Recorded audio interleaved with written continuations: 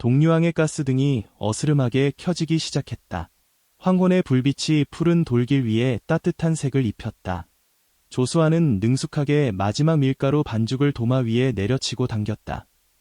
그의 손끝에서 면발이 생명을 얻듯 넓고 골은 허리띠 면발로 변신했다. 끓는 물에 면을 넣고 3번 끓어오르면 건져 올려 이가 빠진 거친 사기 그릇에 담았다. 그 위에 파, 마늘, 고춧가루를 얹고 마지막으로 가장 중요한 단계, 펄펄 끓는 식용유를 치지직 부어 올렸다. 진한 향기가 순간 퍼져나갔다. 마늘향, 고추향, 기름향이 뒤섞여 조시면관의 하루 영업이 끝났음을 알리는 듯했다. 이 그릇은 손님을 위한 것이 아니었다. 조수아는 그릇을 들고 좁고 답답한 가게 밖으로 나갔다. 길 건너편 모퉁이에 움츠린 한 그림자가 있었다. 그곳은 동네에서 유일한 노숙자가 머무는 곳이었다. 아무도 그의 이름이나 출신을 알지 못했다. 5년 동안 비가 오나 눈이 오나 조수아는 매일 장사를 마치면 그에게 면 한 그릇을 남겨두었다. 노숙자는 고개를 들었다. 흐트러진 머리카락 아래 그의 눈은 침침하면서도 깊은 무언가를 간직한 듯했다. 그는 말없이 그릇을 받아 고개를 숙이고 거의 경건한 자세로 면을 개걸스럽게 먹어치웠다. 조수아는 문틀에 기대어 값싼 담배에 불을 붙였다. 연기 속에서 그의 얼굴에 깃든 피로는 더욱 깊어 보였다. 아내는 이 낡은 가게만 고집하는 그를 보고 실망해 3년 전에 이혼했다. 딸은 대학에 다니는데 전화할 때마다 용돈을 요구하거나 친구들이 최신 휴대폰으로 바꿨다는 불평을 늘어놓았다. 20제곱미터도 안 되는 작은 가게가 그에게 남은 마지막 보루였다. 조 사장님, 아직도 안 하셨어요. 옆집 왕씨 잡화점의 왕뚱보가 고개를 내밀었다. 그는 손에 서류를 쥐고 있었고 얼굴에는 초조함과 약간의 남의 일이 재미있다는 듯한 표정이 섞여 있었다. 조수아는 담배 연기를 내뿜으며 아무 말도 하지 않았다. 그 서류는 홍원 부동산의 철거보상 합의서였다. 동류항은 완전히 사라지고 반짝이는 상업단지가 들어설 예정이었다. 서류에 적힌 숫자는 3,700만 원. 적지 않은 금액처럼 들리지만 이 땅값이 비싼 도시에서는 화장실 하나 구하기도 빠듯한 액수였다. 게다가 이 명관은 할아버지가 물려준 것이었고 조수아에게는 자신의 뿔이나 다름없었다. 왕뚱보가 다가와 목소리를 낮추며 말했다. 여보게, 고집 부리지 마. 홍원이 어떤 배경인지 알아? 팔은 안으로 굽지 않아. 내가 듣기로 내일이 최종 기한이래. 안 하면 강제 철거라고. 그럼 한 푼도 못 받아.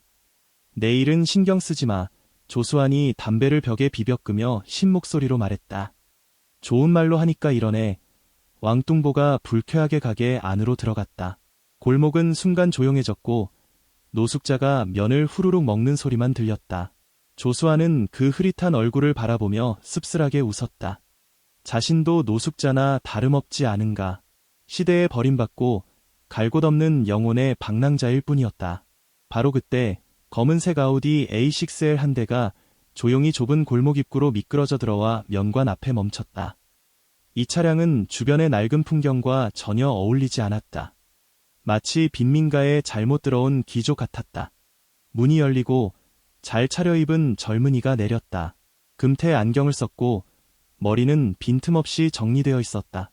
그는 이묵, 홍원 부동산 프로젝트의 부장이자 동류항 철거를 총괄하는 지휘관이었다. 이묵의 시선이 조수환을 스치고 더러운 노숙자를 스칠 때 그의 눈썹이 살짝 찌푸려졌다. 그는 조수환 앞으로 걸어와 직업적인 미소를 띄었지만 목소리에는 거부할 수 없는 압박감이 실려 있었다. 조 사장님, 우리 이미 얘기 나눴죠. 이것이 마지막 기회입니다. 서명하시면 3,700만 원, 지금 바로 계좌로 송금해드리겠습니다. 그는 같은 서류를 건네며 말을 이었다. 그렇지 않으면 내일 아침 9시 불도저가 정시에 들어옵니다. 조수환은 그 서류를 쳐다보지도 않았다. 그는 이묵의 반짝이는 구두만 바라보며 평온하게 물었다. 만약 거절한다면? 이묵의 미소가 사라졌다. 그의 눈빛이 차갑게 식었다. 조 사장님, 개인적으로 당신의 정서를 존중합니다. 하지만 시장은 정서를 믿지 않습니다. 이 땅의 미래 가치는 5천억 원이 넘습니다. 당신의 정서는 그 5천억 앞에서 아무 가치가 없어요. 우리가 덜 품이 있는 방식으로 당신을 내보내지 않도록 하십시오. 말이 끝나자 골목 입구의 그늘에서 4명의 체격이 좋은 남자가 천천히 걸어 나왔다. 그들은 검은 티셔츠를 입고 팔에는 과장된 문신이 새겨져 있었으며 눈빛이 불편하게 조수안을 응시했다. 공기가 마치 빨려 들어가는 듯했다. 조수안의 주먹의 앞치마 아래에서 굳게 쥐어졌다. 그리고 그때 벽 모퉁이에서 줄곧 면을 먹던 노숙자가 처음으로 움직임을 멈췄다. 그는 천천히 고개를 들어 올렸다. 그의 침침한 눈동자 속에서 무언가가 조용히 깨지고 있었다. 밤이 깊어갈수록 골목의 바람은 더욱 차가워졌다. 이묵이 데려온 4명의 건장한 남자들은 4개의 세기둥처럼 조시명관 앞의 좁은 공간을 완전히 봉쇄했다. 공기 중에 기름기 많은 국수의 향기는 야만적인 압박감에 밀려 희미해졌고 숨막히는 침묵만이 남았다. 조수아는 물러서지 않았다. 그는 구부정했던 등을 곧게 펴고 오랜 반죽 작업으로 단련된 팔뚝이 작업복 소매 아래서 힘줄을 드러냈다.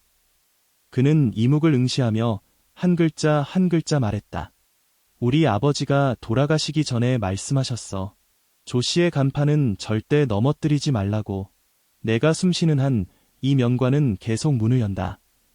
그의 목소리는 크지 않았지만 마치 못 하나를 풀은 돌판에 박아 넣는 듯 단단했다. 이묵은 금태의 안경을 밀어 올렸다. 렌즈가 가로등의 차가운 빛을 반사했다. 그는 우스꽝스럽다는 듯 고개를 저었다. 조 사장님, 지금은 21세기입니다. 무협 영화 찍는 게 아니에요. 법률, 계약, 상업규칙, 이것이 이 세상의 통행증입니다. 당신이 말하는 간판은 부동산 보상 협약 앞에서는 쉽게 찢길 수 있는 휴지 조각에 불과합니다. 그는 한 건장한 남자에게 눈짓을 보냈다.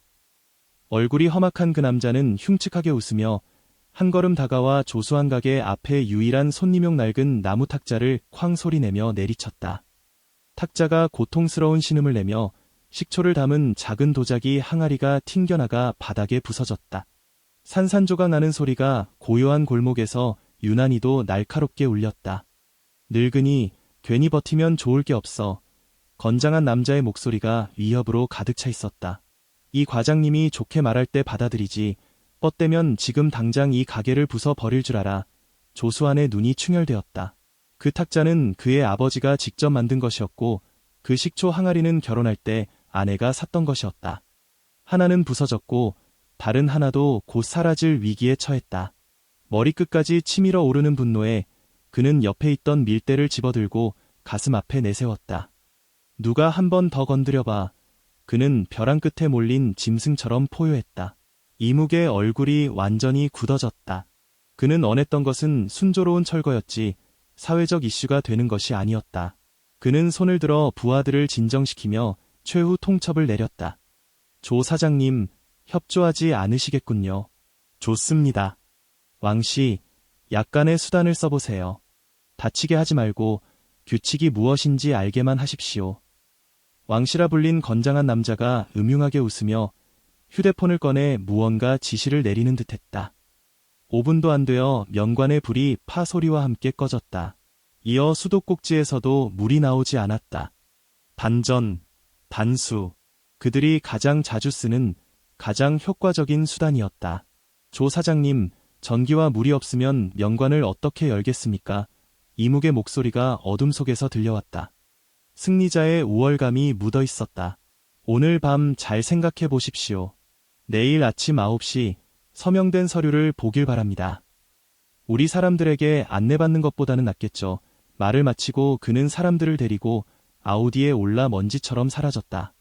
골목은 다시 침묵에 잠겼고 오직 어둠만이 남았다. 조수아는 마치 조각상처럼 그 자리에 굳어 있었다. 손에 쥔 밀대는 천근만근 무겁게 느껴졌다. 그는 자신이 졌다는 것을 알았다. 기계가 아닌 냉혹한 현실 앞에서 그는 나무 문지방에 힘없이 주저앉았다. 어둠 속에서 담배의 불꽃만이 반짝였다. 딸이 생각났다. 가게가 없어지면 다음 학기 등록금은 어떻게 해결할까? 전처가 떠올랐다. 그녀는 항상 그를 겁쟁이라며 고물 더미를 붙잡고 산다고 비난했는데 지금 보니 그 말이 맞았다. 바스락거리는 소리가 들렸다. 노숙자였다. 그는 면을 다먹고 이 빠진 거친 사기 그릇을 조심스럽게 조수한 발치에 내려놓았다. 희미한 별빛 아래 그릇은 기름때 하나 없이 깨끗이 닦여 있었다. 노숙자는 떠나지 않고 여전히 벽 모퉁이에 웅크리고 있었다. 다만 이번에는 고개를 숙이지 않았다. 그의 침침한 눈동자가 골목 입구 방향, 이묵의 차가 사라진 곳을 뚫어지게 바라보고 있었다. 그의 목구멍에서는 괴상한, 마치 짐승의 낮은 포효 같은 소리가 흘러나왔다. 하. 조수환이 씁쓸하게 웃으며 그 흐릿한 그림자에게 말했다. 너도 내가 우습다고 생각하지? 낡은 그릇 하나 붙잡고 보물인 줄 알고 노숙자는 대답하지 않았다. 조수환도 그의 대답을 기대하지 않았다. 그는 그저 혼잣말을 이어갔다. 5년 동안 너는 매일 면을 먹으러 오고 나는 매일 만들어줬어. 가끔 나는 우리 둘 중 누가 더 불쌍한지 생각해. 너는 집을 잃었고 나도 곧 잃을 거야. 마지막 말에 이르러 이 마흔을 넘긴 생활에 짓눌린 남자의 눈가가 결국 붉어졌다. 바로 그때 줄곧 침묵하던 노숙자가 갑자기 움직였다. 그는 품에서 기름때 묻은 비닐봉지로 여러 겹 감싼 물건을 꺼냈다. 그는 비틀거리며 조수환 앞으로 다가와 그 물건을 그의 손에 쥐어주었다. 물건은 단단했고 비닐봉지 너머로 모서리가 느껴졌다. 조수환이 멈칫하며 먼 곳 고층 건물에서 비치는 희미한 불빛을 통해 노숙자의 입술이 움직이는 것을 보았다. 몇 개의 흐릿하지만 유난히도 힘있는 음절이 흘러나왔다. 팔지 마. 그리고 그는 몸을 돌려 절뚝거리며 골목 더 깊은 어둠 속으로 사라졌다. 조수환은 멍하니 손에 쥔 물건을 바라보았다. 그는 천천히 한 겹 한 겹 더러운 비닐봉지를 벗겨냈다. 그 안에 드러난 것을 보자 그는 완전히 굳어버렸다. 그것은 한 점의 옥이었다. 기린이 새겨진, 질감이 온화한 고옥이었다. 조수환의 손이 떨렸다. 그 기린 고옥은 손에 닿는 순간 온기가 느껴졌고 밤색조차도 묵직한 질감을 전달했다. 옥 표면의 조각은 정교하여 기린의 비늘과 갈기가 실물처럼 섬세하게 새겨져 있었고 그 눈빛은 위험을 머금은 듯했다. 더욱 놀라운 것은 이 옥의 재질이었다. 투명하고 섬세하여 범상치 않음을 알 수 있었다. 노숙자가 어떻게 이런 물건을 가질 수 있었을까? 팔지 마. 그 흐릿한 음절이 그의 머릿속에서 맴돌았다. 그는 가게를 팔지 말라는 뜻일까? 조수환의 마음이 혼란스러워졌다. 그는 노숙자가 사라진 방향을 바라보았지만 어둠이 모든 것을 삼켜버렸고 방금의 일이 환상인 양 느껴졌다. 그는 옥을 손에 꼭 쥐었다. 그 온화한 촉감은 너무나도 실제적이었다. 그는 이 옥의 가치를 알지 못했지만 본능적으로 이 물건이 매우 중요하다는 것을 깨달았다. 그는 어두운 가게로 돌아가 옥을 조심스럽게 찻잔통에 넣고 침대 밑에 숨겼다. 그날 밤 그는 거의 잠을 이루지 못했다. 전기와 물이 끊긴 명관은 마치 관처럼 그의 모든 희망과 고뇌를 가두어 버렸다. 그는 때로 이묵의 차가운 눈빛을 떠올리고 때로는 노숙자의 침침하지만 강렬한 눈동자를 떠올렸다.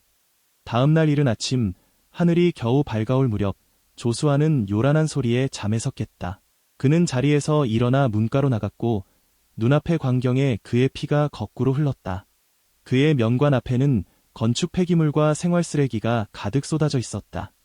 벽돌, 시멘트 조각, 상한 채소잎, 신 도시락이 뒤섞여 악취를 풍겼다. 셔터 문에는 빨간 페인트로 철거라는 큰 글자가 그려져 있었다. 마치 발톱을 드러낸 괴물 같았다. 홍원 부동산의 수단은 그가 생각했던 것보다 더 직접적이고 더 비열했다.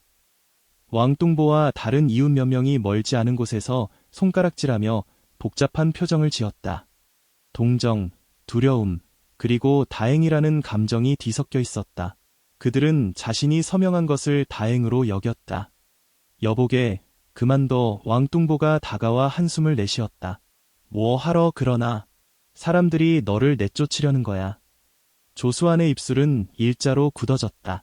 그는 아무 말도 하지 않고 조용히 삽과 빗자루를 찾아 가게 앞에 쓰레기를 치우기 시작했다. 그의 동작은 느렸지만 매 한 번이 힘있었다. 마치 마음속의 모든 굴욕과 분노를 그 쓰레기와 함께 제거하려는 듯이. 바로 그때 그의 휴대폰이 울렸다. 낯선 번호였다. 잠시 망설이다가 그는 받았다. 여보세요, 조수환 씨인가요? 전화 너머에서 젊은 여성의 목소리가 들려왔다. 약간의 초조함과 거만함이 섞여 있었다. 당신 딸 조산산의 지도교수입니다. 아버지로서 도대체 딸을 어떻게 돌보는 겁니까? 조수환의 마음이 철렁 내려앉았다. 선생님, 산산이 무슨 일이 있나요? 일이요? 그 애가 큰일을 쳤어요. 지도교수의 목소리가 날카로워졌다. 가짜 명품 가방을 기숙사에서 자랑하다가 동급생에게 현장에서 들통났어요. 지금은 소문이 자자해요. 그리고 싸움까지 했대요. 자기 아버지가 곧 철거로 몇억 원을 받을 거라며 그러면 백화점 전체를 사겠다고 했대요. 조수환 씨, 당신 집이 정말 철거되는지는 모르겠지만 이런 허영심과 거짓말은 분명히 부모의 책임입니다. 몇억 원. 조수환이 중얼거리며 어지러움을 느꼈다. 그가 간신히 지키려고 하는 것은 수천만 원의 보상금과 망해가는 작은 가게뿐이었다. 그런데 딸의 상상 속에서 그는 이미 수억 원을 가진 부자가 되어 있었다. 이는 가게 앞의 쓰레기와 페인트보다 더한 수치심과 고통이었다. 선생님, 죄송합니다. 제 잘못입니다. 제가 말씀드리겠습니다. 그는 전신의 힘을 짜내 겨우 이 말을 꺼냈다. 전화를 끊고 조수환은 페인트 칠이 된 벽에 기대어 천천히 바닥으로 미끄러졌다. 그는 이 황폐함을 바라보며 멀리서 들려오는 도시가 깨어나는 소음을 들으며 처음으로 완전한 절망을 느꼈다. 고집하는 것이 무슨 의미가 있을까? 이른바 뿌리를 위해서? 이미 자신을 인정하지 않는 딸을 위해서? 그는 졌다. 완전히 졌다. 떨리는 손으로 그는 주머니에서 구겨진 합의서와 펜을 꺼냈다. 3,700만 원, 많지는 않지만 적어도 딸이 대학을 무사히 마치고 다른 사람의 명품 가방을 부러워하지 않게 할 수 있을 것이다. 아마도 전처의 말이 맞았다. 그는 겁쟁이였고 과거에 집착하는 구시대적인 사람이었다. 서명을 하려는 순간 시야 끝에 벽 모퉁이에 놓인 익숙한 이 빠진 거친 사기 그릇이 들어왔다. 어젯밤 노숙자가 돌려준 것이었다. 그릇 안은 깨끗했지만 그릇 바닥에 무언가가 있었다. 조수환은 무언가에 이끌리듯 다가가 그릇을 집어들었다. 그릇 바닥에는 남은 기름때로 몇 개의 비뚤어진 기호가 그려져 있었다. 글자도 그림도 아닌 일종의 코드처럼 보였다. 아니, 차트처럼 보였다. 구불구불한 선들이 고점과 저점의 표시를 남겼다. 그리고 그 곡선의 끝에는 선명한 위쪽 화살표가 있었다. 화살표 옆에는 같은 기름때로 쓰인 두 글자가 있었다. 장, 승. 조수환은 그 차트를 이해하지 못했지만 그 두 글자는 알았다. 장승. 노숙자가 그릇 바닥에 주식 차트와 비슷한 그림을 그리고 장승이라고 썼다니? 터무니없었다. 우스웠다. 하지만 조수환은 그 두 글자를 보며 다시 기린 고옥을 떠올리고 팔지마라는 말을 떠올렸다. 비논리적이지만 강력한 직감이 전류처럼 그의 몸을 관통했다. 그는 갑자기 몸을 일으켜 합의서를 산산조각 내고 악취나는 쓰레기 더미 속에 던져버렸다. 그리고 고개를 들어 골목 입구를 바라보았다. 9시가 다가오고 있었다. 이번에는 그의 눈에 절망과 흔들림은 사라졌고 오직 배수의 진을 친 결연함만이 남아있었다. 이른 아침 햇살이 마침내 고층 빌딩 사이를 뚫고 동류항의 쓰레기 더미 위에 얼룩덜룩하게 내리쬐었다. 그러나 온기를 전하기는커녕 부패한 냄새를 더욱 자극했다. 8시 50분. 골목 입구에서 엔진 소음이 멀어져 다가왔다. 노란 불도저가 철제 괴물처럼 느릿하게 그러나 거부할 수 없는 위압감을 뿜으며 시야에 나타났다. 그 뒤에는 이묵의 검은 아우디와 어제 그 4명의 험악한 남자들이 있었다. 최후 통첩의 시간이 도래한 것이다. 주변 이웃들은 가게에서 고개를 내밀고 수군거리며 긴장감이 극에 달했다. 그들은 이 골목의 유일한 고집쟁이가 어떤 최후를 맞이할지 궁금해했다. 조수환은 황폐해진 가게 앞에 서 있었다. 마치 폭풍에 쓰러질 듯한 늙은 나무였지만 여전히 굳건히 버티고 있었다. 그의 손에는 밀대도 어떤 무기도 없었다. 그저 평온하게 서 있을 뿐이었다. 이묵이 차에서 내려 찢긴 하브이서와 여전히 닫힌 셔터 문을 보자 그의 얼굴에서 마지막 인내심이 사라졌다. 조수한, 내가 기회를 줬다. 그의 목소리는 얼음처럼 차갑다. 내가 가장 현명하지 못한 길을 선택했구나. 이제 개인 소지품을 가지고 떠나라. 우리가 품위 있게 보내주겠다. 그렇지 않으면 불도저가 이곳을 평지로 만들 때까지 아무것도 남지 않을 것이다. 조수아는 그를 보지 않았다. 그의 시선은 불도저를 넘어 텅 빈 거리 모퉁이를 향했다. 그 노숙자는 오늘 나타나지 않았다. 시작해. 이묵은 더 이상 시간을 낭비하고 싶지 않았다. 그는 손을 흔들었다. 불도저의 엔진이 포효하며 거대한 버킷이 천천히 들어 올려져 조씨 면관의 빨간 철거 문을 겨누었다. 멈춰. 바로 그 순간 골목 깊은 곳에서 늙었지만 기운찬 분노의 외침이 들려왔다. 사람들이 고개를 돌리니 하얗게 빛난 낡은 중산복을 입고 지팡이를 짚은 한 노인이 빠른 걸음으로 다가오고 있었다. 그의 뒤에는 2명의 같은 나이대의 노인이 따르고 있었다. 그는 동류항에서 거의 50년을 살아온 은퇴한 대학 역사학과 장 교수였다. 동네에서 덕망이 높았다. 장 교수님, 이묵이 눈살을 찌푸렸다. 그는 이 골목에 몇 명의 까다로운 노인이 있다는 것을 조사했고 이 장 교수가 그 중 하나였다. 장 교수는 불도저 앞에 서서 지팡이로 땅을 힘껏 내리치며 운전석의 운전수를 노려보았다. 누가 대낮에 민가를 강제 철거할 권리를 주었는가? 국법은 어디에 있는가? 이묵이 앞으로 나서며 직업적인 미소를 다시 걸었다. 장 교수님, 오해하셨습니다. 저희는 합법적인 상업 개발을 하고 있으며 조 사장님과의 보상 협의가 이루어지지 않아 합법적인 철거 절차를 밟고 있습니다. 합법적이라고 장 교수가 냉소했다. 단전, 단수, 쓰레기 투기, 폭력 위협, 이것도 당신들의 합법적 절차인가? 홍원부동산, 참 대단하군. 이묵의 얼굴빛이 약간 변했다. 게다가 장 교수가 화제를 돌리며 조씨 면관 낡은 문 위를 가리켰다. 당신들은 무엇을 철거하려는지 아는가? 그는 문이 연기와 기름때에 거의 지워져 버린 나무 현판을 가리키며 목소리를 높였다. 저 현판은 청나라 말기 장원 유균상이 직접 쓴 것이다. 조씨 두 글자에는 100년의 전통이 담겨 있다. 이 동류항 전체는 명나라 초기에 조성되어 600년의 풍파를 겪어왔으며 이 도시의 마지막 역사적 불이다. 당신들은 차가운 유리 상자를 몇 개 짓겠다고 그것을 뿌리째 뽑으려는가? 장 교수의 말은 힘차게 울려 퍼져 현장의 모든 사람을 멍하게 만들었다. 조수한 자신도 그 보잘것없는 낡은 나무 현판이 그렇게 큰 배경을 가질 줄은 몰랐다. 이묵도 이 상황을 예상하지 못했지만 곧 침착을 되찾았다. 장 교수님, 이른바 역사적 가치도 공식적인 감정과 인증이 필요합니다. 제가 알기로 동류항은 문화재 보호 단위 목록에 없습니다. 저희 홍원그룹은 모든 합법적인 허가를 받았습니다. 그는 장 교수에게 정서와 역사는 공문서 앞에서 무력하다는 것을 상기시키고 있었다. 허가, 장 교수가 분노에 차웃었다. 좋아, 좋은 허가군. 오늘 내가 보겠다. 당신들의 허가가 강한지 아니면 우리 늙은이들의 목숨이 강한지. 그는 말과 함께 불도저 앞으로 걸어가 털썩 주저앉으며 지팡이를 가슴 앞에 가로막았다. 마치 가게를 철거하려면 먼저 나를 밟고 가라는 듯한 자세였다. 그의 뒤에 있던 두 노인도 주저없이 따라 앉았다. 장 교수님, 이게 무슨 짓이십니까? 이묵이 당황했다. 고집 센 주민과 덕망 높은 노교수를 강제 철거하는 것은 완전히 다른 성격의 사건이었다. 전자는 상업 분쟁이지만 후자는 한번 잘못 처리하면 거대한 사회적 논란으로 비화되어 홍원 부동산의 평판의 치명타가 될 수 있었다. 우리가 무슨 짓을... 장 교수가 그를 차갑게 응시했다.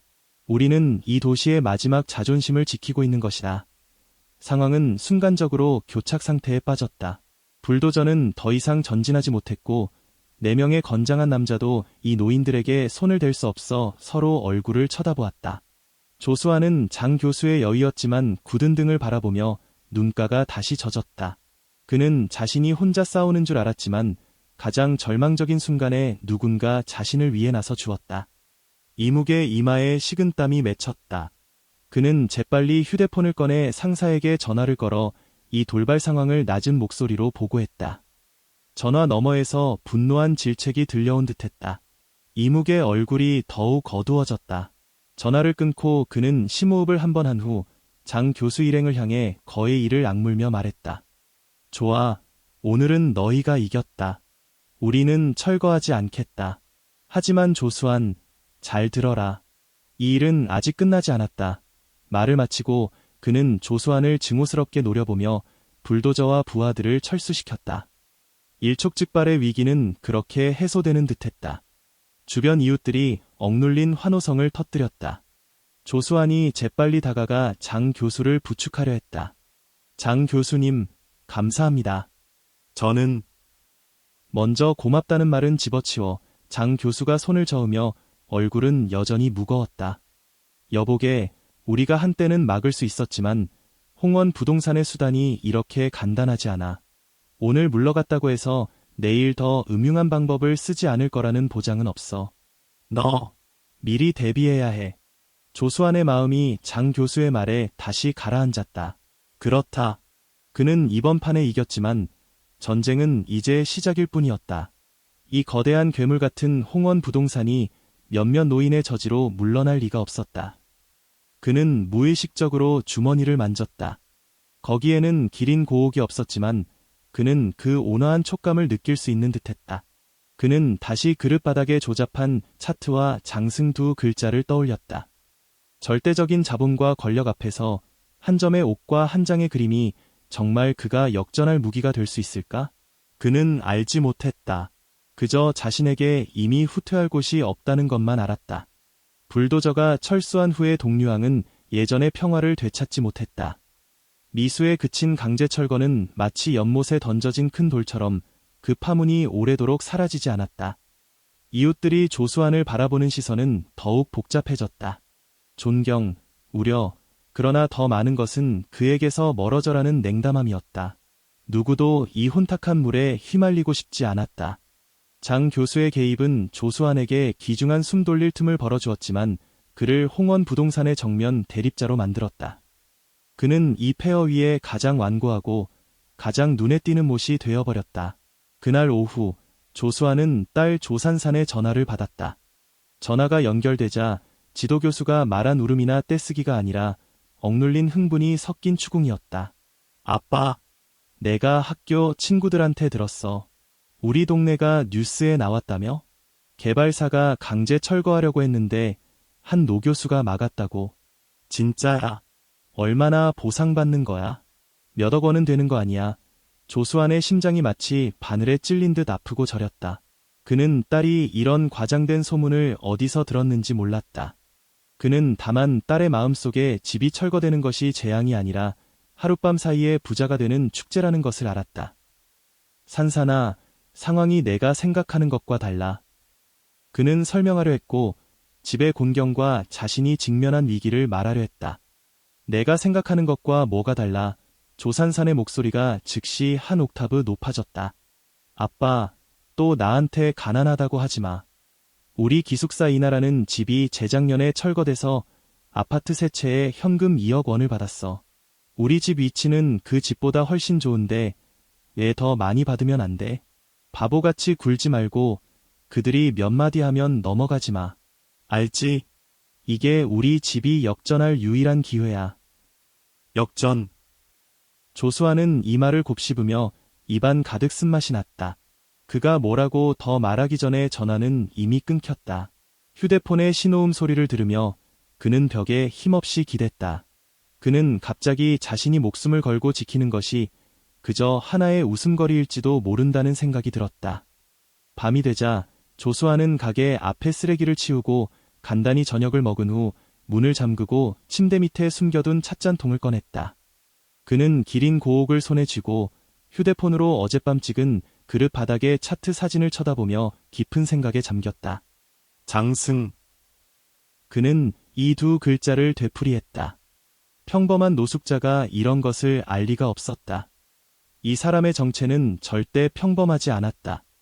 이 옷과 이 그림은 아마도 어떤 계시일까? 미친 생각이 그의 머릿속에서 점차 구체화되었다.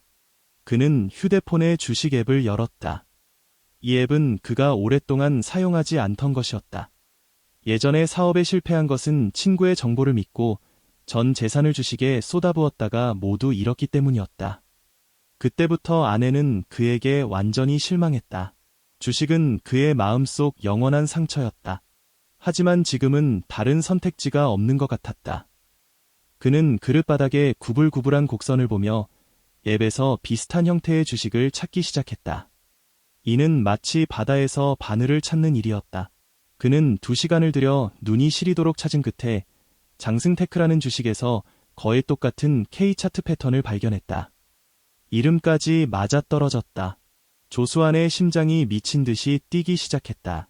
그는 장승테크의 주가가 장기 하락과 바닥 행보를 겪은 후 최근 며칠간의 움직임이 차트와 완전히 일치하는 것을 보았다. 그리고 차트의 위쪽 화살표가 예시하듯 이 주식은 곧 급등할 것이었다. 우연일까? 아니면 조수환은 자신의 통장에 남은 320만 원을 바라보았다. 이것이 그의 모든 저축이자 딸의 내년 학비와 생활비, 그의 마지막 미천이었다. 도박을 할까 말까? 만약 진다면 그는 모든 것을 잃고 마지막 희망도 사라질 것이다. 하지만 만약 이긴다면 그는 이묵의 경멸 어린 눈빛을 떠올리고 딸의 전화 속 그 유일한 역전 기회라는 말을 떠올리며 장 교수의 무거운 당부를 떠올렸다. 그는 돈이 필요했고 힘이 필요했으며 홍원 부동산이라는 거대한 괴물과 맞설 자본이 필요했다. 조수환의 호흡이 거칠어지고 이마에 가는 땀이 맺혔다. 그는 휴대폰 화면에 매수 버튼을 응시하며 손가락이 공중에 머물렀지만 차마 누르지 못했다. 그가 내적 갈등으로 몸부림치는 동안 명관의 셔터 문이 갑자기 쿵쿵쿵 크게 두드려졌다. 소리는 거칠고 폭력적이었으며 고요한 밤의 유난히 섬뜩했다. 조수환, 당장 나와. 문 밖에서 거친 욕설이 들려왔고 바로 낮에 그 험악한 얼굴의 건장한 남자였다. 조수환의 마음이 긴장되었다. 그는 즉시 옷과 휴대폰을 숨기고 밀대를 쥐며 경계하며 문 뒤로 다가갔다. 누구야? 누구긴 내 할아버지야. 건장한 남자가 밖에서 고함을 질렀다. 뻔뻔스럽게 늙은이 하나 끌고 와서 버틴다고 끝인 줄 알아? 내가 말해주지.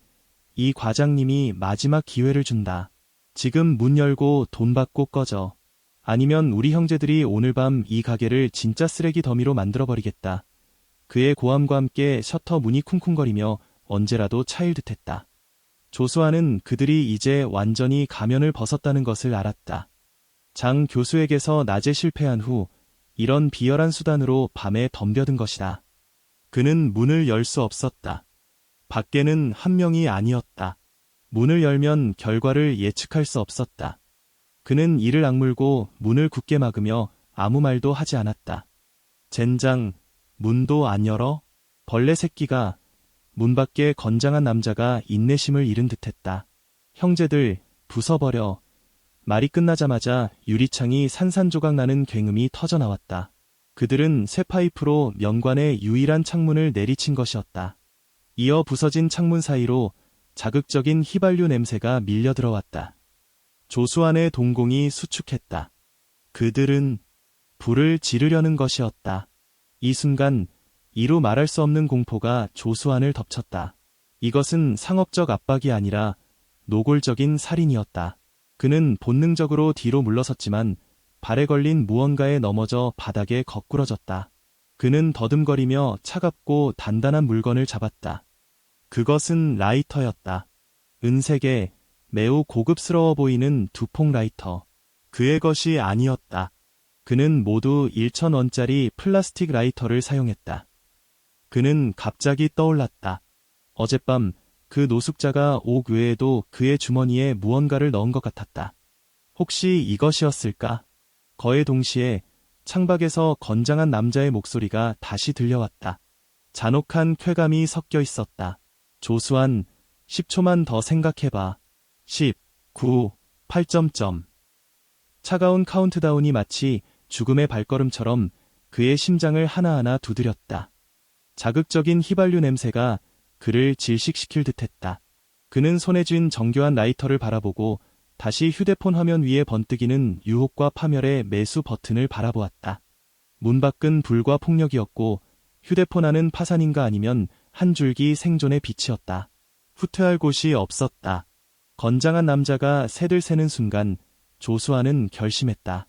그는 전신의 힘을 짜내 그 버튼을 눌렀다. 전액 매수, 장승테크. 그리고 그는 은색 두폭 라이터로 신문지 한 장에 불을 붙여 평생의 가장 큰 힘으로 부서진 창문 밖으로 던져버렸다. 쾅! 불꽃이 하늘을 찔렀다. 불꽃은 탐욕스러운 맹수처럼 문 밖에 뿌려진 휘발유를 순식간에 집어삼키며 기청을 찢는 폭발음을 냈다. 타오르는 불빛이 동류항 전체를 대낮처럼 밝히며 문 밖에 건장한 남자들의 경악한 얼굴을 비쳤다. 그들은 불로 조수안을 겁주려 했지만 안에 있는 사람이 더 사나워 더 미쳐서 스스로 불을 질렀다니. 아, 창문에 가장 가까이 있던 건장한 남자의 바지가 불에 타자 그는 돼지 같은 비명을 지르며 땅을 굴렀다. 다른 사람들도 혼비백산하여 가게를 부수는 일은커녕 갑작스러운 불에 휩쓸려 사방으로 도망쳤다. 조수아는 차가운 벽에 기대어 거친 숨을 내쉬며 심장이 가슴에서 튀어나올 듯했다.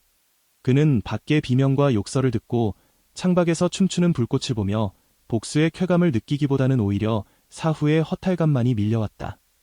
그는 미친 사람이 아니었다. 그는 그저 불붙은 신문지를 던졌을 뿐이다. 하지만 밖의 사람들은 몰랐다.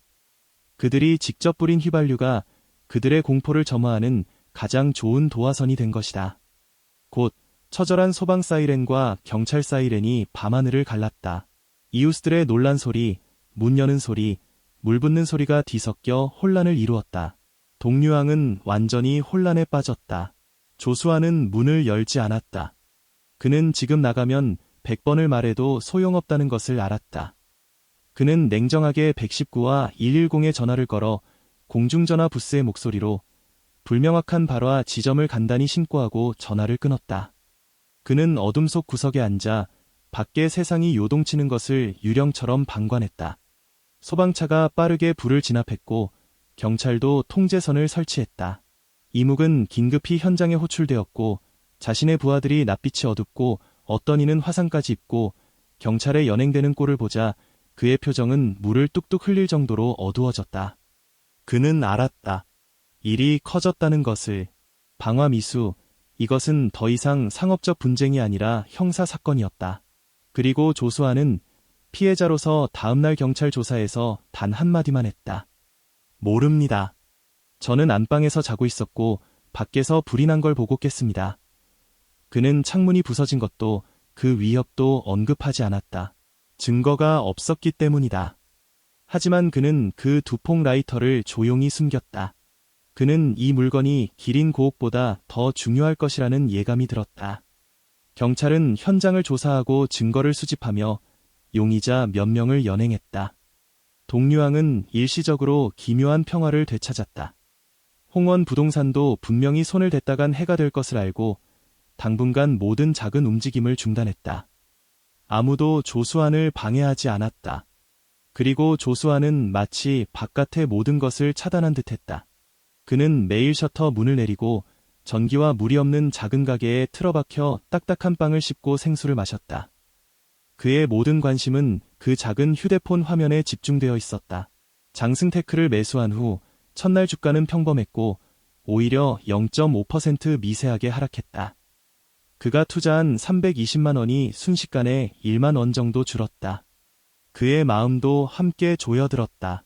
이틀째에도 여전히 좁은 범위에서 등락했고 오르지도 내리지도 않았다. 사흘째도 마찬가지였다. 조수안의 자신감은 하루하루의 기다림 속에서 소진되어 갔다. 그는 그릇바닥의 K차트와 장승이라는 문구가 단지 황당한 우연일지도 모른다고 의심하기 시작했다. 임종 직전의 환각일까? 그는 충동적인 결정을 후회하기 시작했다. 그 300만 원은 딸의 등록금이었다. 넷째 날, 월요일 개장. 장승테크의 주가는 경매 단계에서 갑자기 엄청난 매수 물량이 유입되었다. 9시 30분, 정식 개장과 동시에 주가는 마치 로켓을 탄 듯 쑥 솟아올라 곧바로 상한가에 도달했다. 10%. 조수환의 계좌에 갑자기 30만 원이 넘게 불어났다. 그는 그 선명한 붉은 숫자를 응시하며 손바닥에 땀이 났다. 이것은 끝이 아니었다. 다음 며칠 동안 장승테크는 마치 깨어난 맹수처럼 기세등등했다. 두 번째 상한가, 세 번째, 네 번째, 다섯 번째, 무려 7개의 연속 상한가. 주가는 그가 매수했을 때의 5,000원에서 1만 원 가까이 치솟았다. 그의 300만 원 본전은 눈덩이처럼 불어나 600만 원이 넘었다. 조수환은 완전히 멍해졌다. 그는 평생 이런 진풍경을 본 적이 없었다.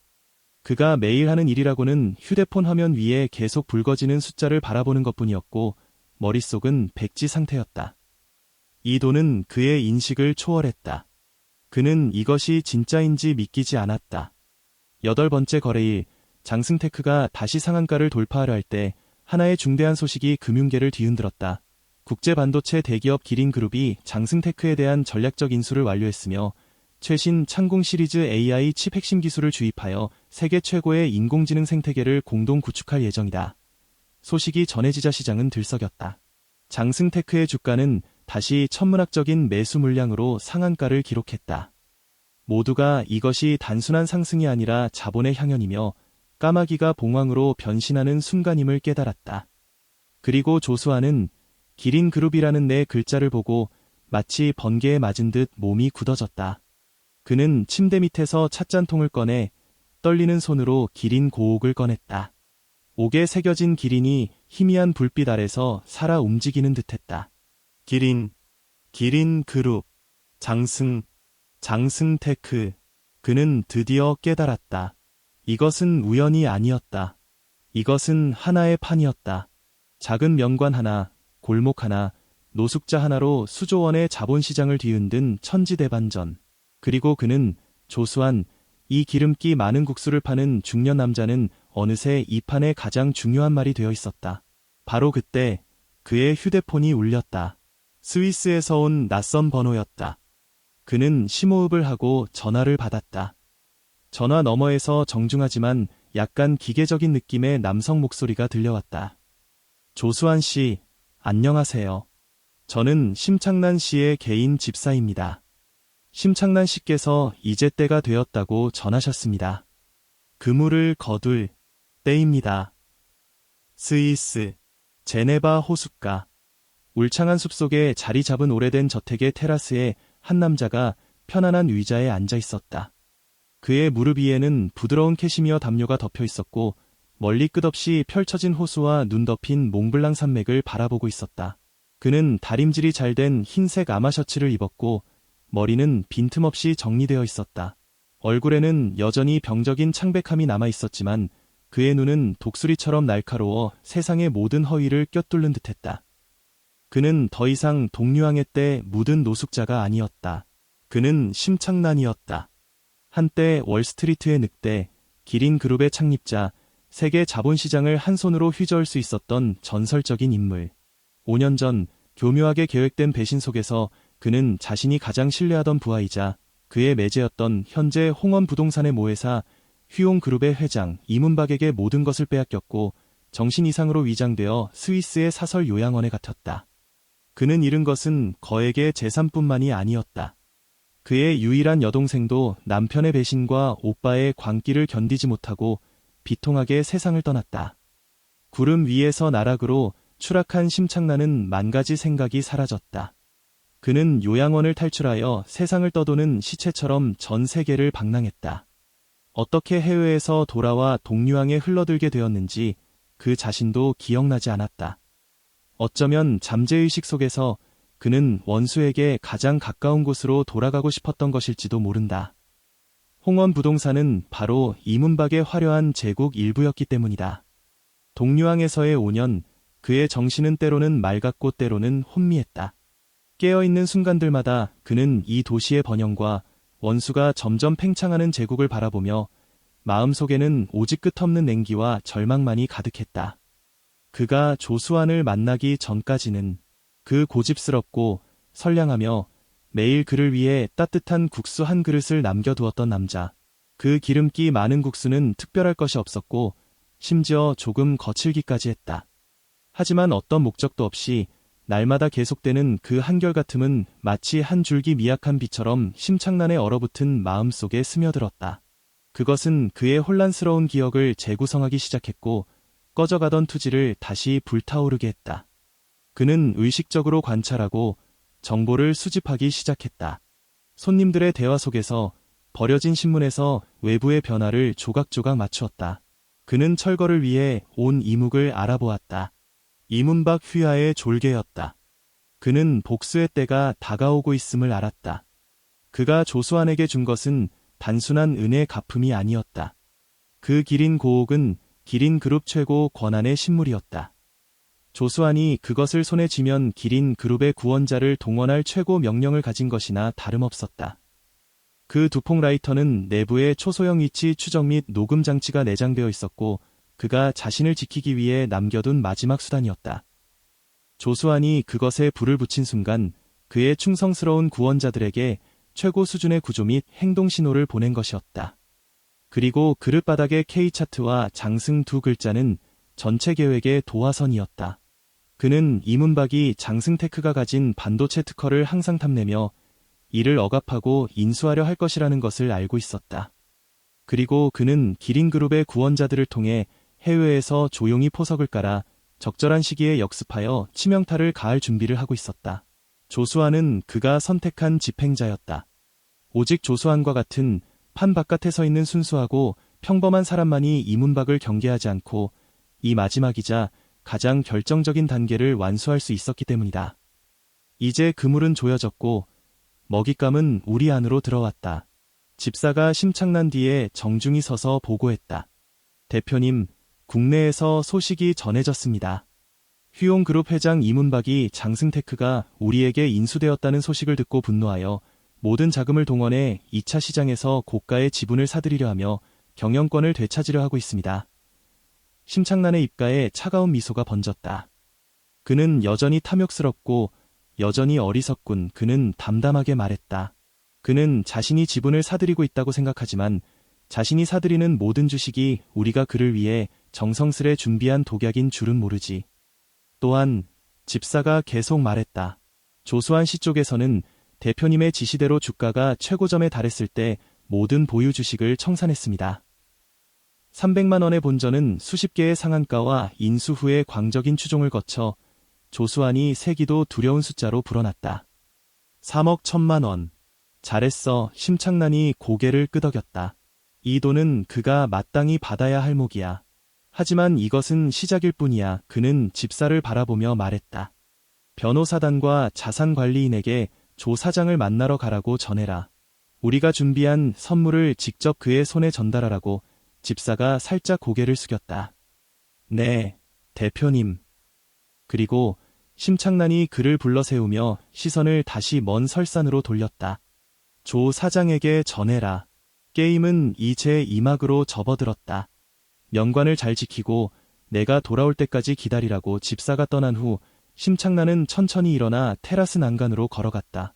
산들바람이 그의 옷자락을 흩날리며 그를 마치 하늘로 날아오를 외로운 매처럼 보이게 했다. 5년이다.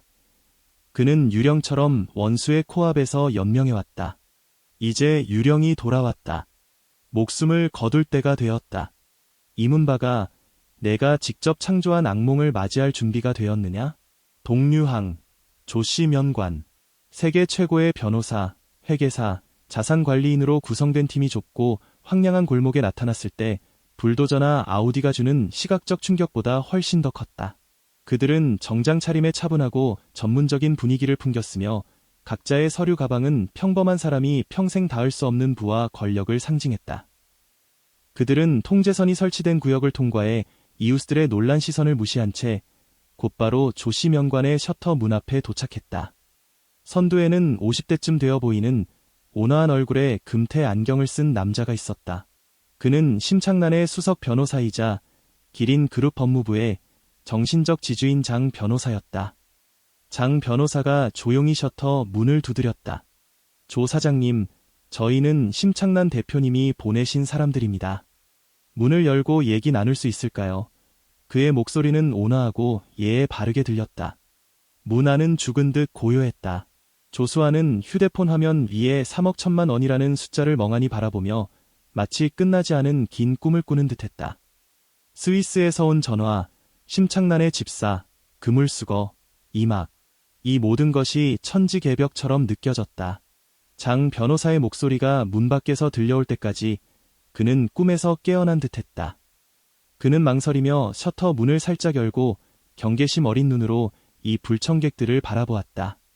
장 변호사는 미소를 지으며 명함과 밀봉된 갈색 봉투를 건넸다. 조 사장님, 긴장하지 마세요. 저희는 아기가 없습니다. 심 대표님이 직접 전해달라고 하신 겁니다. 조수아는 그 봉투를 받았다. 손에 닿는 느낌이 무거웠다. 그는 열어보았고 동공이 수축했다. 그 안에는 돈이 아닌 몇 부의 문서가 들어있었다. 하나는 장승테크 지분 5%의 원시 주식 양도 계약서였고 수익자는 조수안으로 되어 있었다. 현재 기린그룹에 인수된 장승테크의 평가액에 따르면 이 5%의 지분 가치는 약 300억 원에 달했다. 또 하나는 동류항 부지의 소유권 증명서였다. 문서에는 동류항 전체와 주변 몇 개 블록의 토지 소유권이 일주일 전 해외의 한 신탁펀드를 통해 심창난 씨에 의해 전액 인수되었음을 보여주었다. 즉, 홍원 부동산이 애써 개발하려 했던 이 땅의 진정한 주인은 이미 바뀌어 있었다. 홍원 부동산이야말로 그 불법 침입자였던 것이다. 또 다른 한 분은 두꺼운 증거자료였다. 그 안에는 휘용그룹 회장 이문박이 지난 5년간 불법적으로 자산을 이전하고 내부 거래를 하고 심창난을 모함한 모든 죄증이 상세히 기록되어 있었다. 마지막으로 한 장의 메모지가 있었고 그 위에는 힘찬 필체로 몇 줄의 글자가 쓰여 있었다. 조 사장님, 5년 동안의 한 끼 은혜에 보답할 길이 없어 작은 예물이 남아 드립니다. 부족하지만 마음을 담았습니다. 좋은 공연이 시작되었으니 좋은 소식을 기다리겠습니다. 심창난 조수아는 이 문서들을 손에 쥐고 손이 가을 낙엽처럼 떨렸다. 300억 원의 지분, 골목 전체의 소유권, 원수의 죄증. 그는 자신의 두뇌가 완전히 마비된 것 같았다. 그는 그저 국수 파는 사람이었고 자신의 작은 가게를 지키고 싶었을 뿐이다. 이런 진풍경을 본 적이 언제 있었던가. 조 사장님, 장 변호사가 그의 창백한 얼굴을 바라보며 말했다. 심 대표님의 뜻은 이것이 모두 당신이 마땅히 받아야 할 것이라는 겁니다. 이 지분 양도 계약서에 서명하시기만 하면 오늘부터 당신은 장승테크의 4대 주주가 됩니다. 안 돼요. 받을 수 없어요. 조수안이 본능적으로 거절했다. 나는 아무것도 한 게 없어요. 이런 것들을 받을 수 없어요. 그는 서류를 돌려주려 했지만 장 변호사는 한 걸음 물러섰다. 조 사장님, 당신은 누구보다 많은 일을 했습니다. 장 변호사의 표정이 엄숙해졌다. 당신의 5년 동안의 한결같음이 없었다면 심 대표님은 이미 이 세상에 없었을지도 모릅니다. 당신이 가장 결정적인 순간에 내린 결단이 없었다면 우리의 모든 포석은 물거품이 되었을 것입니다. 당신은 방관자가 아닙니다. 당신은 이 전쟁의 영웅입니다. 전쟁, 영웅. 조수아는 이 두 단어에 현기증이 났다. 장 변호사가 계속 말했다. 이 땅에 관해서는 심 대표님의 뜻은 그 운명을 당신이 결정하라는 것입니다. 팔 수도 있고 그대로 보존할 수도 있습니다. 홍원 부동산, 아니 휘용그룹은 더 이상 이곳에 발을 들일 자격이 없습니다. 바로 그때 골목 입구에서 소란이 일었다. 이묵이 일행을 데리고 다시 동류항에 나타났다. 하지만 이번에는 그의 주변의 깡패들이 아니라 똑같이 정장 차림의 법무팀과 임원들이었다. 그는 분명히 소식을 듣고 급히 달려온 것이었다. 너희는 누구야? 누가 이곳에서 토지 소유권을 사고 팔도록 허락했어? 이묵이 허세를 부리며 고함을 질렀다. 장 변호사는 몸을 돌려 그를 평온하게 응시했다. 마치 광대를 보는 듯이. 이묵 씨, 맞습니까? 장 변호사가 안경을 밀어 올리며 말했다. 공식적으로 통지합니다. 당신이 서 있는 이 땅의 모든 한치는 내 의뢰인의 소유입니다. 24시간 이내에 모든 인원과 장비를 철수하십시오. 그렇지 않으면 불법 침입과 상업 사기 혐의로 기사를 고소할 것입니다. 너희. 이묵의 얼굴이 새빨갛게 물들었다. 이건 말도 안 돼. 이 땅은 우리가 이미 정부 허가를 받았어. 허가? 장 변호사가 웃었다. 아마 당신의 사장 이문박 씨에게 그 허가를 얻기 위해 사용한 수단이 아직 조사를 견딜 수 있는지 물어보는 게 좋을 겁니다. 그는 손에 쥔 이문박의 죄증 자료를 살짝 흔들었지만 그 한 동작만으로도 이묵은 벼락을 맞은 듯 몸이 굳어졌고 얼굴이 순식간에 새하얘졌다. 그는 마침내 깨달았다. 자신이, 아니 휘용 그룹 전체가 교묘하게 짜인 함정에 빠졌다는 것을. 그리고 그의 눈앞에 이 국수장수, 그가 줄곧 개미처럼 여겼던 이 남자는 언제부턴가 그들을 짓밟을 수 있는 거대한 코끼리로 변해 있었다. 이묵은 넋을 잃고 뒤로 물러섰다. 그는 모든 것이 끝났다는 것을 알았다. 조수아는 이 극적인 광경을 바라보며 한때 거만했던 이묵이 개처럼 비굴하게 도망치는 모습을 보며 마음속에 조금의 쾌감도 느끼지 않았다. 그는 그저 황당하고 비현실적일 뿐이었다. 그는 고개를 돌려 장 변호사를 바라보며 신 목소리로 한 가지 질문을 던졌다. 심 대표님은 언제 돌아오시나요? 장 변호사가 미소 지었다. 곧입니다. 그가 돌아오실 때가 바로 이 대극이 막을 내릴 때이기도 합니다. 휘용그룹의 붕괴는 모두의 예상보다 훨씬 빨랐다. 심창난이 변호사단을 통해 스위스와 중국의 금융규제기관에 이문박의 내부거래, 금융사기, 직위유용 등 일련의 죄증을 동시에 제출하자 이 겉보기에 견고해 보이는 상업항공모함은 거의 하룻밤 사이에 멸망의 위기를 맞이했다. 이문박이 2차 시장에서 장승테크 지분을 쓸어담기 위해 동원한 거액의 자금은 미공개 정보를 이용한 불법 거래로 확인되었다. 그가 동류항 부지 허가를 얻기 위해 사용한 수단은 여러 건이 상업 뇌물 사건과 연루된 것으로 드러났다. 더 치명적인 것은 5년 전 심창난을 모함한 세부 사항이 공개되면서 그가 성공한 기업가에서 순식간에 모든 사람에게 비난받는 비열한 인간으로 전락했다는 점이었다. 그룹 주가는 연속 하한가를 기록했고 자산은 동결되었으며 협력사들은 계약을 해지했고 은행들은 채권을 독촉했다. 도미노가 한번 쓰러지기 시작하면 그 흐름을 막을 수 없었다. 결국 이문박은 자신의 사무실에서 차가운 수갑을 채워졌다. 그는 마지막 순간까지 자신이 반생을 걸고 세운 상업 제국이 자기가 이미 미쳤다고 생각했던 유령과 낡은 국수가게 하나에 의해 이렇게 완전히 무너질 것이라고 믿지 못했다. 그리고 이 모든 것의 주동자인 조수아는 마치 세상에서 사라진 듯했다. 그는 300억 원의 지분 양도 계약서에 서명하지 않았다. 그는 그저 장 변호사에게 심 대표님이 돌아오시면 제가 직접 말씀드리겠습니다. 라고 말했을 뿐이었다. 그리고 그는 다시 셔터 문을 내렸다. 밖의 세상이 어떻게 변하든 그는 요동치지 않았다. 그는 매일 그 길인 고옥과 배터리가 나간 두퐁 라이터를 연구했다. 그는 그 안에 아직 자신이 읽지 못한 무언가가 숨겨져 있다고 생각했다. 일주일 후 전용기가 시내 국제공항에 착륙했다. 심창난이 돌아왔다. 그는 호의 없이 평범한 캐주얼 차림으로 마치 고향으로 돌아온 나그네처럼 홀로 걸어 나왔다. 그는 공항을 나와 자신의 이름으로 된 어떤 5성급 호텔로 가지 않고 택시를 잡아 곧바로 동류항으로 향했다. 그가 다시 익숙한 골목 입구에 섰을 때는 이미 황혼이었다. 골목은 여전히 그 골목이었지만 쓰레기와 불도저는 사라져 유난히 고요해 보였다. 석양의 잔광이 푸른 돌길 위에 내려앉았고 모든 것이 5년 전 어느 오후와 다름없어 보였다. 그는 조씨명관 앞에 도착했다. 셔터 문은 여전히 굳게 닫혀 있었다. 그는 문을 두드리지 않았다.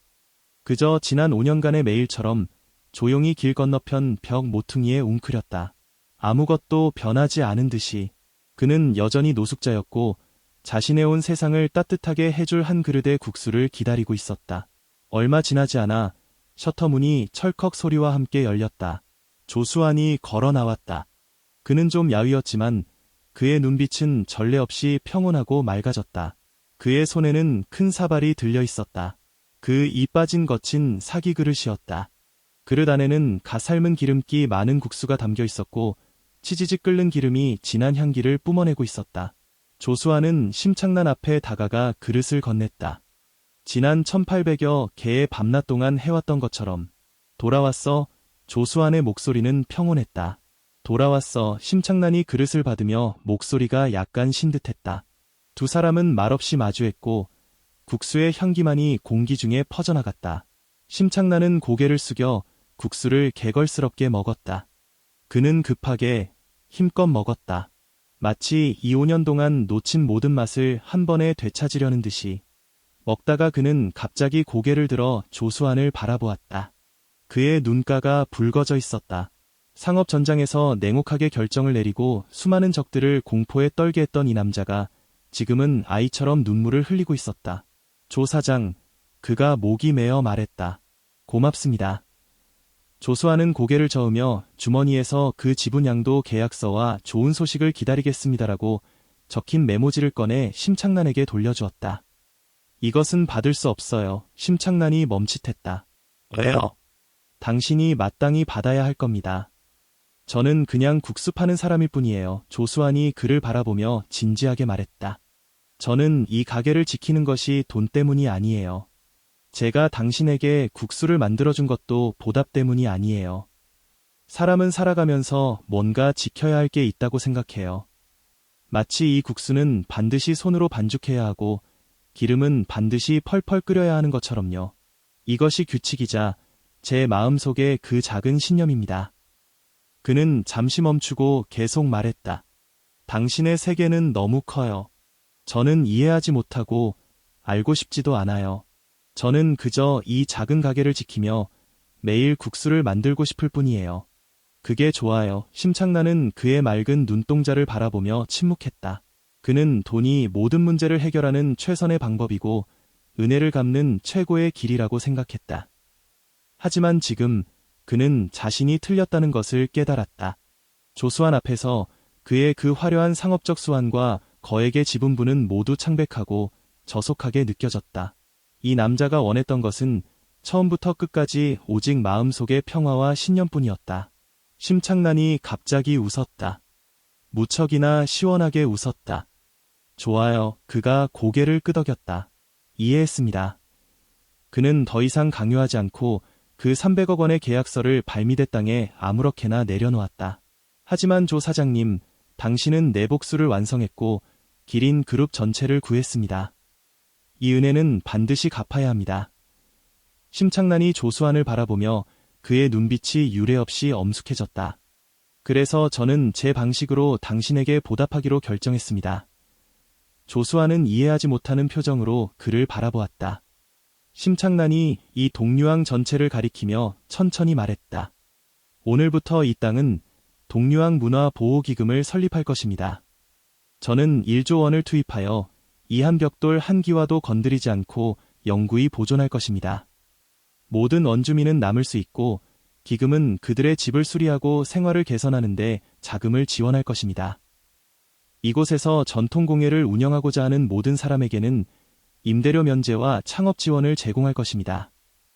그리고 당신, 조 사장님, 심창난의 시선이 마침내 조수안에게로 돌아왔다. 당신은 이 기금의 유일하고 영원한 명예 이사장이 될 것입니다. 아무것도 하지 않으셔도 됩니다. 그저 매일 이곳에서 당신의 기름기 많은 국수를 만드시면 됩니다. 그는 1조 원으로 이 한 그릇 국수의 규칙과 신념을 지키려는 것이었다. 이것이 조수안에게 가장 좋은 보답이었다. 동류항은 철거되지 않았다. 심창난의 그 1조 원 비용을 가리지 않는 투자 아래 이 오래된 골목은 도시의 철근 콘크리트 숲속에서 사라지기는커녕 오히려 전례 없는 방식으로 새로운 생명을 얻었다. 손상된 푸른 돌길은 다시 포장되었고 낡은 벽은 정교하게 복원되었으며 오래된 전선과 수도관은 모두 교체되었지만 골목의 원래 구조와 모습은 그대로 보존되었다. 떠났던 이웃들은 임대료 면제와 보조금 지원 소식을 듣고 하나둘 다시 돌아왔다. 왕시 잡화점은 다시 문을 열었고 골목 입구에 엿장수도 돌아왔으며 전통자수와 목공예를 하는 작은 가게들도 생겨났다. 동류항은 이 현대 대도시 속에서 유일무이한 마치 시간이 멈춘 듯한 별천지가 되었다. 그리고 조씨 명관은 여전히 그 조씨 명관이었다. 조수아는 모든 언론의 인터뷰를 거절했고 명예 이사장이라는 직함도 거절했다. 그는 그저 면관을 새로 단장하고 조금 넓힌 후 매일 반죽하고 기름을 데우고 그의 기름기 많은 국수를 만들었다. 그의 삶은 아무것도 변하지 않은 듯했지만 또 모든 것이 변한 듯했다. 전처는 어디선가 소식을 듣고 전화를 걸어 울면서 재혼을 요구했다. 조수아는 단지 다 지난 일이야 라고 말하고 전화를 끊었다.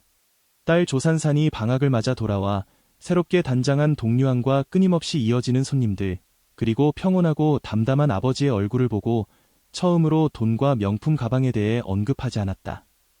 그녀는 조용히 가게에서 하루 종일 설거지를 도왔다. 떠나기 전 그녀는 조수환에게 말했다. 아빠, 다음 학기 생활비는 제가 벌게요. 조수환은 아무 말도 하지 않았지만 딸이 버스에 오르기 전 그녀의 가방에 돈 한 뭉치와 카드 한 장을 넣어주었다. 카드 안에는 장승테크 전투에서 그가 직접 번 3억 1천만 원이 들어있었다. 그는 스스로에게 말했다. 이 돈은 딸에게 주는 것이 아니라 과거의 자신에게 보내는 위로라고. 심창나는 다시는 나타나지 않았다. 다만 매월 초하루마다 한 명의 잘 차려입은 젊은이가 눈에 띄지 않는 가정용 차를 타고 명관에 와서 조수환이 한 달 동안 쓸 최고급 밀가루, 식용유, 각종 향신료를 내려놓고 조용히 떠날 뿐이었다. 조수환은 그것이 심창난의 사람이라는 것을 알았다. 그는 또한 그 한때 세상을 뒤흔들었던 남자가 복수를 완수하고 모든 원한을 해결한 후 진정한 은퇴를 선택했다는 것도 알고 있었다. 아마도 그는 지금 세계 어느 구석에서 자신만의 평화로운 삶을 살고 있을 것이다. 이날 저녁, 조수환은 평소처럼 마지막 그릇의 국수를 만들었다. 그는 그릇을 들고 가게 밖으로 나갔다. 누더기를 걸친 한 젊은이가 배고픈 표정으로 길 건너편 벽 모퉁이에 웅크리고 있었고 주변의 모든 것을 두려워하며 바라보고 있었다. 조수환은 그에게 다가가 그 뜨거운 기름기 많은 국수를 건넸다. 젊은이는 멈칫하며 고개를 들어 조수환을 바라보았다. 그의 눈에는 믿기 어려운 표정이 가득했다. 조수환은 미소 지었다. 마치 수년 전 심창난을 처음 보았을 때처럼. 먹어라, 얘야, 그가 말했다. 뜨거울 때 그는 가게로 돌아가 문틀에 기대어 담배에 불을 붙였다. 골목에 가스등이 차례로 켜지며 노란 빛이 따뜻하고 평화롭게 비쳤다.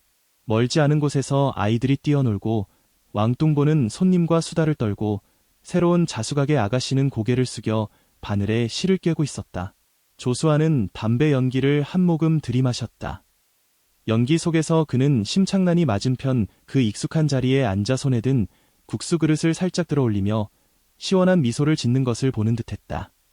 그는 알았다. 이것은 끝이 아니라고. 이것은 새로운 시작이었다. 동류항의, 그의, 그리고 선의와 신념을 지키는 모든 평범한 사람들의 새로운 시작이었다.